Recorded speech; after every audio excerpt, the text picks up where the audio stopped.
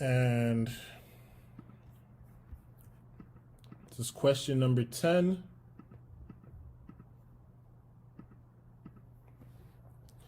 Not exactly sure if this is the last question. This might be the last or second last question, but let's keep it going.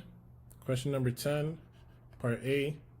What are the four components of GDP? And we just need to know what the GDP equation is. So GDP equals C plus I plus G plus NX. So these are our four components, and C is consumption, I is investment, G is government spending, and NX is net exports, also known as exports minus imports. And let's see if our tutor agrees with that. Consumption expenditure, government expenditure, investment expenditure, net export. Cool.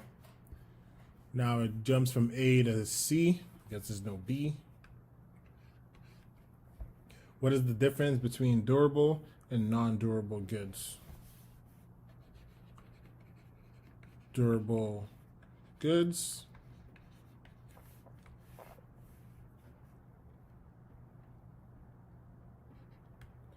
these are products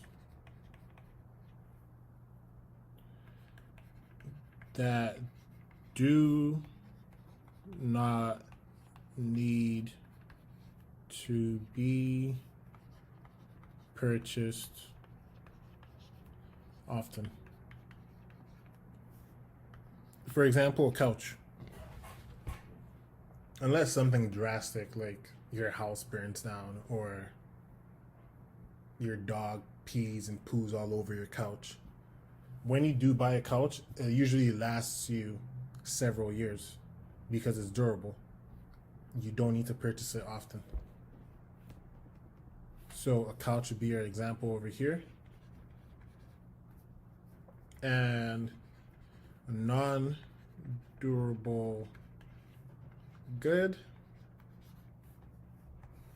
be the exact opposite. Products that expire. How do you spell expire? I think so. More quickly. And our example here is milk.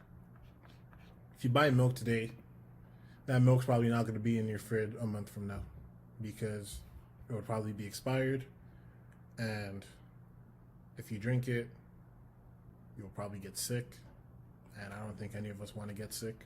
So milk is an example of a non-durable good because it expires very quickly and we probably have to buy it more frequently. And let's see what our tutor said here. Durable good is a good which does not perish in a short time. Agreed. And a non-durable good is a good that may perish in the short run. Agreed. And part D. Question says, what is the difference between intermediate and final goods? And final good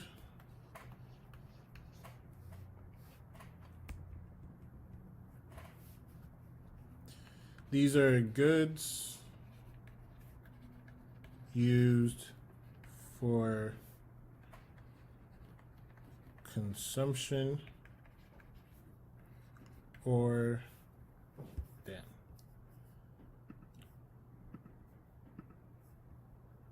goods used for consumption or investment. So in our definition of GDP is the value of the final goods and services produced in a country within a given time period or within a given year.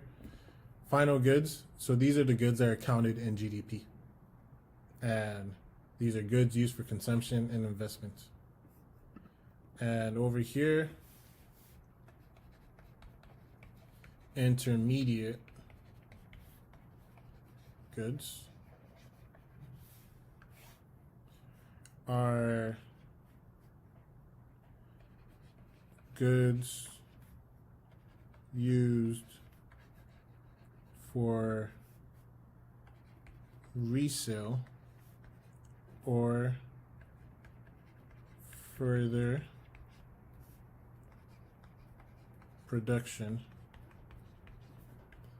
in the same year. An example of a final good would be a house. You buy a house, it could be an investment, a consumption to you, whatever, but that's the final value of it. And an example of an intermediate good would be bricks that you use to build a house. Once you buy that brick, it is used for further production for that specific house, and we're just assuming that house is built in the same year.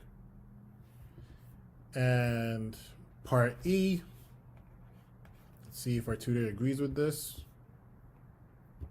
Intermediate good is a good which is used for production of another good and is not used directly for consumption, while final good can be used for final consumption directly.